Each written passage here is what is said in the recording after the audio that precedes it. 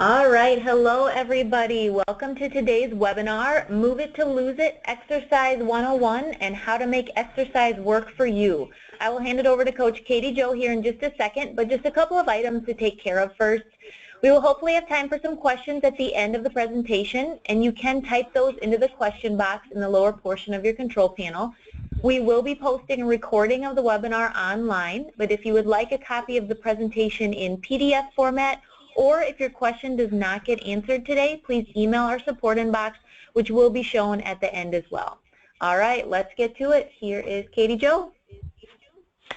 Excellent. Thank you, Shelby. And thank you, everyone, for tuning into our July webinar. Let's get started. Exercise. What a topic. Here's what I'll be discussing today.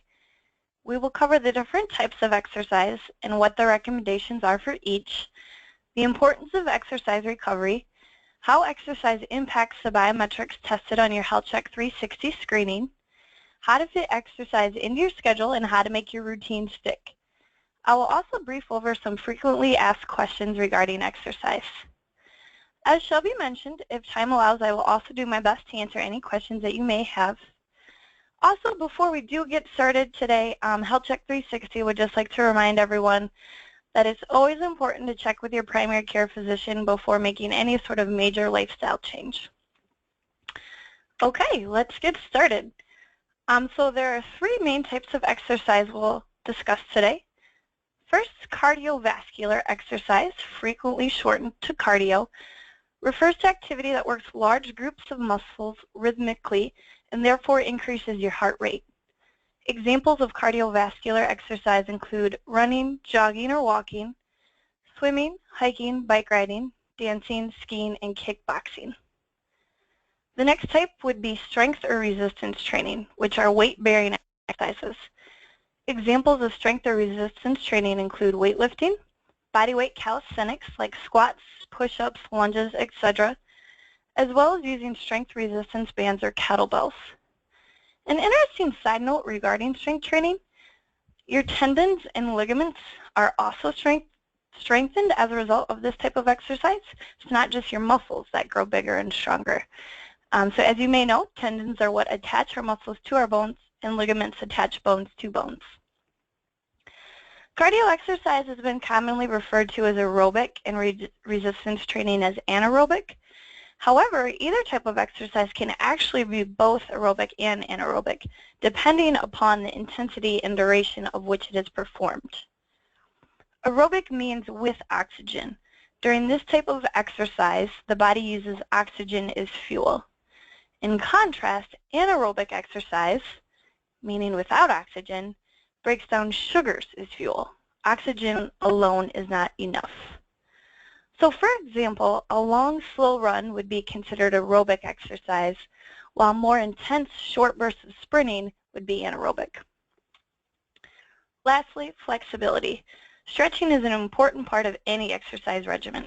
Stretching can not only help to increase range of motion and flexibility, but even help reduce soreness and lower risk of injury. Two of the most common types of stretching are static and dynamic. Static stretching consists of holding a stretch at peak tension. For example, leaning your right ear towards your right shoulder is a static stretch for the muscles on the left side of your neck. Dynamic stretching, on the other hand, incorporates movement into the stretch. An example of this would be rolling your head in a circular motion, which would stretch all neck muscles.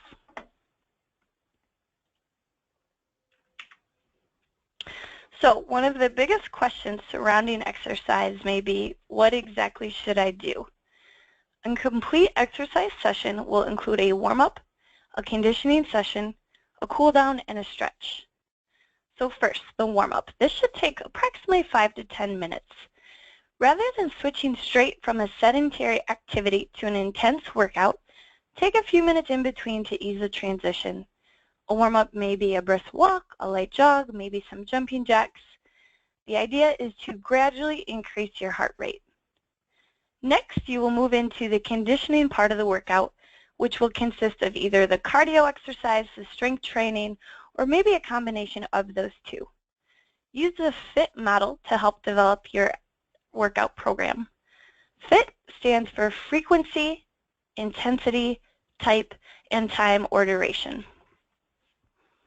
So as far as recommendations for our conditioning part of our exercise routine, the Department of Health and Human Services recommends that for cardiovascular exercise, we get a minimum of 30 minutes of moderate aerobic exercise 5 days per week, totaling 150 minutes, or 75 minutes per week of vigorous exercise.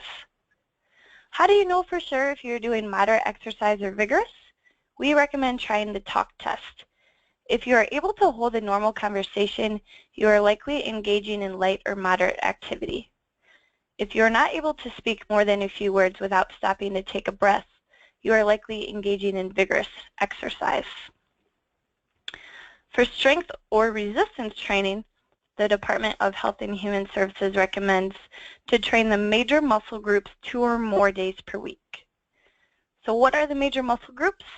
Our arms, so think biceps, triceps, and shoulders, our chest, our core, which includes our back, not just our abs, and our legs. So again, just to repeat those recommendations, we want to aim for 30 minutes 5 days per week of moderate aerobic activity, or 75 minutes per week of vigorous, and to strength train all major muscle groups 2 or more days per week. Note that these are recommendations you will want to gradually work up to. If you are currently inactive, start slowly and gradually increase your level of activity until reaching the aforementioned recommendations. On the other hand, also note that additional physical activity can result in greater health benefits. These guidelines are recommendations for maintaining good health, not necessarily for weight loss, changes in body composition, or substantial increases in athletic performance. Along these lines, also keep in mind that if weight loss is your goal, typically exercise alone is not sufficient. The American College of Sports Medicine, or ACSM, states, for clients to be healthy and successful, they must consider nutritional needs as important as a performance training. If you have questions on nutrition recommendations, contact your HealthCheck 360 health coach or ask your primary care provider about being referred to a registered dietitian. Okay, so after the conditioning session, it is important to incorporate a cool down, which again should last approximately 5 to 10 minutes. Just like we do not want to rapidly increase our heart rate, it is also very beneficial to engage in a cool down session to help gradually bring our heart rates back down to resting. If we were to abruptly stop intense exercise, it's possible that that can result in low blood pressure and therefore dizziness. So a good cool down may be just walking for, again, the 5 to 10 minutes. Lastly, it's always a great idea to stretch after your workout. Hold each stretch for 20 to 30 seconds at a time, stretching each major muscle that you've worked. Research suggests that it is best to stretch after your muscles are already warm, which is why we recommend stretching at the end of the workout rather than the beginning.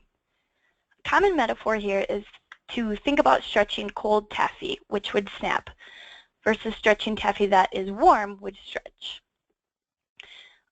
Stretching is great to incorporate every day, not just after your workout. Building it into your morning or evening routine is a great way to either start your day or to wind down before bed.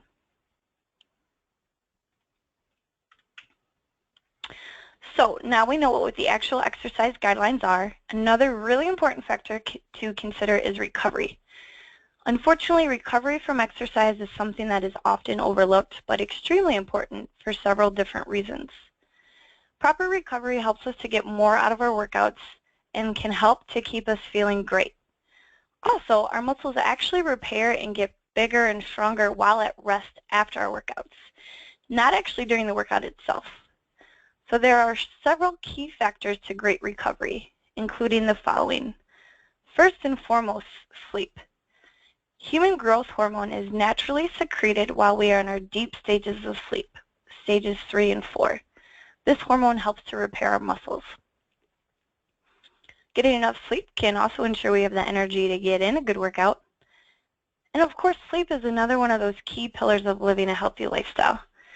If you are interested in more information on just why an adequate amount of high-quality sleep is so important, check out our webinar on sleep from this past March, which you can find on our blog. Next is hydration, another important factor for our overall health, not just exercise recovery. Our lean tissue, so our muscles and organs, consist of approximately 70% water. It is important to replace the liquid lost during the workout from sweating and heavier breathing. Exactly how much water to drink after workout will be different for each individual and even each workout. It is beneficial to sip on water all day rather than only chugging water before or after a workout. The American Council on Exercise recommends weighing yourself before and after your workout and drinking at least 16 to 20 ounces of fluid for every pound of body weight lost during exercise. Also, according to the ACSM, dehydration can cause muscle damage, limit one's force production, and decrease the training potential of the workout. It's definitely very important to stay hydrated all day long. Nutrition. After working out, we have depleted our energy stores and need to build them back up. It is important to eat both a carbohydrate and a protein after exercise. A carbohydrate will help to refuel these stores, while protein will help our muscles repair and build. Because of chocolate milk's carbohydrate to protein ratio, it is an excellent choice to drink after a workout. Research suggests that the window to refuel these energy stores is anywhere between 15 minutes to 3 hours post-exercise. Keep in mind that a post-workout snack is important after an intense or long workout session. It's usually not necessary after short or light activities. Stretching and foam rolling. Stretching, foam rolling, and massage can all help to increase blood flow to muscles and to work out muscle knots. There are many different ways to use this recovery technique, including massage sticks, tennis or lacrosse balls, or a traditional foam roller. You can even get creative and use things around the house, like a rolling pin, rather than that traditional. Next, rest. A healthy lifestyle is all about finding balance, and exercise is no exception to that. While it is very beneficial to make sure we are getting enough exercise, it's also something that we don't want to overdo. Taking rest days gives muscles time to repair and rebuild, and may also be beneficial for mental well-being. Lastly, reduce inflammation. I would guess that the majority of us have seen an athlete taking an ice bath. The reason that they do this is the cold temperature helps to reduce inflammation in the muscles. Wearing compression gear is also believed to help reduce inflammation and therefore soreness. Now that we know more on how to exercise, let's transition into why to exercise and how to make it happen. So first, we'll start with looking at how exercise can impact the biometrics tested on your Health Check 360 screening. Increasing your activity level can have a tremendous impact on your Health Check 360 score. Regular exercise or physical activity can help to increase our HDL, which is known as our good, healthy, heart-protective cholesterol level, and it can help to decrease our body mass index, waist circumference, waist to hip ratio, blood pressure, glucose or blood sugar, and triglyceride level. As you can see, the total value in points of these combined biometrics on your Health Check 360 screening is a whopping 68 out of 100 points. Of course, exercise is not the only thing that impacts each of these biometrics, but it can be a big factor. Other benefits of exercise. We could probably do an entire webinar just on this one slide. There are innumerable benefits to physical activity. One of the best, in my opinion, is stress relief. Exercise is one of the greatest stress relievers.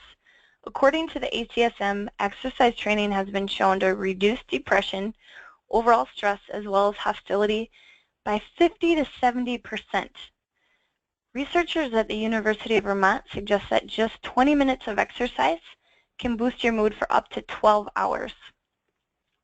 Also, as you can see, improved cognitive and immune functions, greater self-confidence, an increase in energy levels, a higher quality of life, increased ability to perform activities of daily living, If you are doing more strength training, it's going to be easier to pick up a grandchild or to carry in your groceries.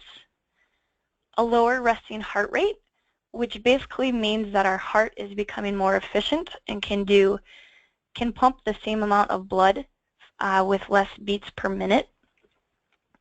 Better sleep. Again, we all know the importance of that high-quality sleep. Improved balance and coordination, stronger bones, and even reduce the risk of cancer. So now we have discussed what to do and why. How do we make it happen? This can sometimes be the tough part.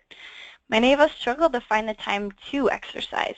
There are some tips and tricks to help make it a bit easier to make the time to fit exercise into your day. First, feel free to break up the activity. As we had mentioned, ideally we want to shoot for at least 30 minutes of moderate aerobic exercise per day. Research has suggested that if we break that 30 minutes down into at least 10-minute bouts, that it is just as beneficial as one 30-minute bout. So for example, if you were to take 3 10-minute walks per day, or maybe 2 15-minute walks, or even a 10-minute walk and a 20-minute walk, any of those things would be just as beneficial as one 30-minute walk. On the other hand, any sort of movement is helpful. Even tapping your foot, standing up from your desk, pacing while you're on the phone. The energy burned from such activities is called NEAT, which stands for Non-Exercise Activity Thermogenesis. If going for a run or lifting weights isn't your thing, find other ways to get moving that you do enjoy.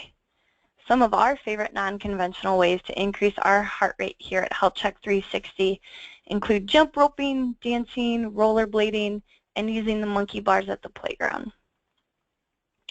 Lastly, take any opportunity you can to mix in some activity. That may mean parking at the far end of the grocery store parking lot, taking the stairs instead of the elevator, walking or biking to work, doing calf raises while brushing your teeth. Get creative. If it's not possible to walk to work, is it possible to drive part of the way and walk the rest?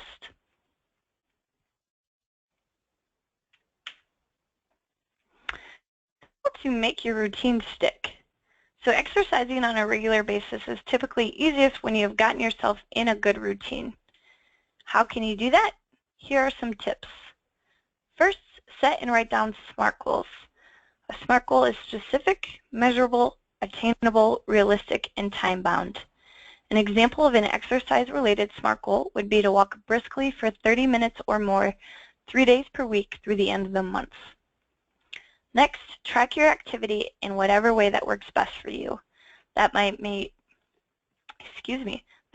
mean tracking your exercise on the Health Check 360 site or app, or maybe tracking your steps with a fitness tracker, which you can likely sync to our My Health Check 360 account.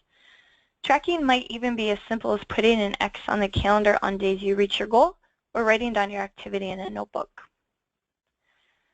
Another tip for making your exercise routine stick is to reward yourself in a healthy way. This is something else that you can get really creative with. For example, maybe each time you go out for a walk, you put a $1 bill or a $5 bill into a jar, and at the end of each month, you do something for yourself with that money that you wouldn't normally do. A great way to spend it is to buy a new pair of walking shoes or some new workout clothing that can help keep you motivated in itself. Speaking of motivation, very helpful to keep your motivation top of mind as much as possible. Why is your exercise goal important to you? Remind yourself of those reasons as often as you can. That might mean writing a quote on a sticky note and keeping that on your bathroom mirror, or maybe creating a vision board. Remembering your motivation is very helpful in keeping your activity level a priority. Next, plan ahead for any potential barriers that you can think of. Think about what has thrown you off track in the past and what could potentially throw you off track now. Make a plan for what you can do in those situations. Lastly, take advantage of support and accountability. Have a workout buddy. Maybe request your Health Check 360 health coach to call or email you every so often so that you have someone checking in. Or of course, maybe using a family member or friend for that accountability as well. So next, some exercise frequently asked questions. First, does spot training work? So that is, if you're racking out crunches all day, every day, are you going to burn belly fat and develop a racking six-pack? Well, while exercising a certain muscle or muscle group can certainly build that muscle and make it stronger, it will not burn fat specifically in that one area. So the answer there is no, unfortunately. Another really common question is how can you prevent or reduce soreness? It is very common and very normal to experience minor aches and pains after working out. The best way to prevent or reduce the soreness is to ensure you're incorporating the important recovery techniques which we discussed earlier. Dr. David Draper, Professor and Program Director of Sports Medicine and Athletic Training at Brigham Young University, believes that having an adequate cool down after you work out is the single most important thing to consider when trying to reduce muscle soreness as much as possible. It is also important not to overdo it. As we have discussed, it is a good idea to gradually increase the frequency and intensity of your workouts, slowly building up to where you want to be. It is also believed that wearing compression clothing can help to reduce soreness by increasing blood flow and oxygen to the muscles. This is a concept that has led to mixed research findings and is still up to debate. Next question, will vigorous exercise offset long periods of sitting? Hopefully most of you have heard that sitting for prolonged periods of time is very hard on our body. You may have wondered if vigorous exercise can offset the hours in your office chair or vehicle seat. Unfortunately, while that exercise is very beneficial for many other previously mentioned reasons, it will not offset the health consequences of sitting for a majority of the day.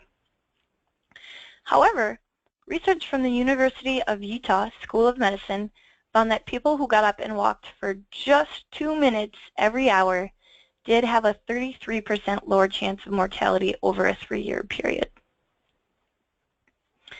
Next, where is the best place to work out? At a big box gym, a studio, at home, outside? And really the answer is whatever works best for you.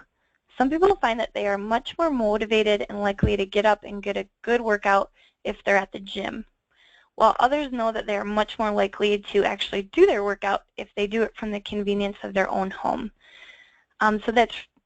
This is something that may take a little bit of trial and error to find out what works best for you and what you prefer. Last question, where to start? Starting an exercise routine should not be intimidating. Like we've mentioned before, you don't need to start necessarily at the recommended guidelines. Start wherever you are at and very gradually add on to that. For example, if you're currently inactive, maybe start with a 10-minute walk each day and very gradually increase the duration of the walk until you are meeting that recommendation of being active for at least 30 minutes. Okay, we do have time for some questions.